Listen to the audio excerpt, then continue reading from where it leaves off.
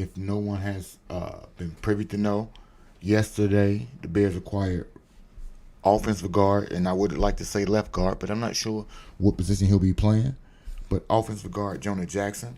Also today, the Bears traded away a fourth round pick in next year's draft for All Pro guard as well, Joe Tooney. Both of those guys originally played the left guard position. However, we will look at obviously where we think Jonah might go. And I say that because I'm not certain whether or not Jonah will be the day one starter, although I anticipate it. He's been a Pro Bowler a couple times, but he's not been an All Pro. That has been pretty much the career path of Joe Tooney. So while Joe is 32, a bit longer in the tooth, I do believe that he is the proverbial adult in the room. Joe was an All Pro last year, four-time Super Bowl champ, and he's been on the offensive line for one Tom Brady and one Patrick Mahomes. So I would think that that guy has a level of veteran leadership and presence that the Bears have lacked on the offensive line. Also, Jonah is not a holdover, but a guy that Ben Johnson touched base with, and Jonah saw his most success with in Detroit as a Pro Bowl right guard, I believe. So yes, he did have Panay Sewell and Frank Ragnow to bolster him in Detroit. Had a bit of a struggle this year, not playing the whole season. Injuries kind of Wally pipped him, along with performance issues. He'll get an opportunity to have a fresh start with Ben Johnson again one more time. And also, Joe Tooney will get an opportunity to go ahead and, like I said, be the veteran presence, be the de facto best player in the room, and be the guy that everybody looks to in terms of getting some instruction and direction as far as those particular offensive line playmakers may go. Those guys are important, but all of those guys, for me, pale in comparison to the importance of getting a center for the Chicago Bears this offseason. Not many people come to mind when we speak of centers. I believe they have Indianapolis may allow their center to test the free agent markets, but the I guess prom king, if you would, for all intents and purposes, has been Atlanta center Drew Dahlman.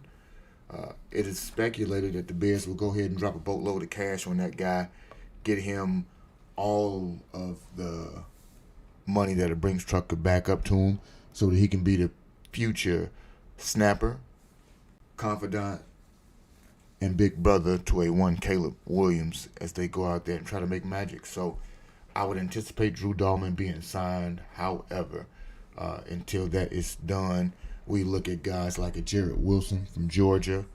And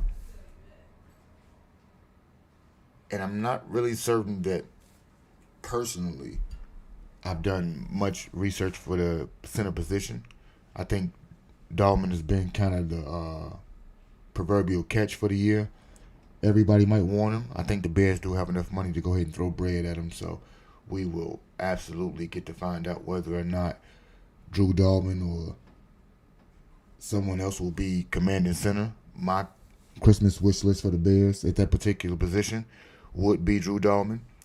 For guard, while I wanted a Will Freeze to go ahead or Fries, however anybody might pronounce it, Will, if you out there, let me know. Jonah Jackson is not somebody that I scoff at because I trust the process right now, and Ben Johnson is the person who is putting that process in motion. So him and Ryan, I believe, will go ahead and do everything they need to do to get the line going. And I do believe that we will have other persons even added to that line via draft. I don't think the free agency, while it allows us to have a bit more flexibility in the draft, I do not believe that it takes us away from actually going out and selecting other offensive linemen in the draft, in the earlier rounds at that. Maybe not first round. Maybe we've allowed ourselves opportunity to trade back. But worst case scenario, I do believe it gives us flexibility to go ahead and look at the offensive line from a fortified growth perspective. Kieran Amagaji will be another piece to keep eyes on. And I do believe, let's see, we still got guys like Armand Mimbu, Tyler Booker, Gray Zabel. Those guys are still guards and tackles. Kelvin Banks Jr. Guys like that might still be available. If you traded back in the first round or maybe in the second round, you still have addressed the guard or maybe a potential future tackle to replace Braxton Jones. You never know.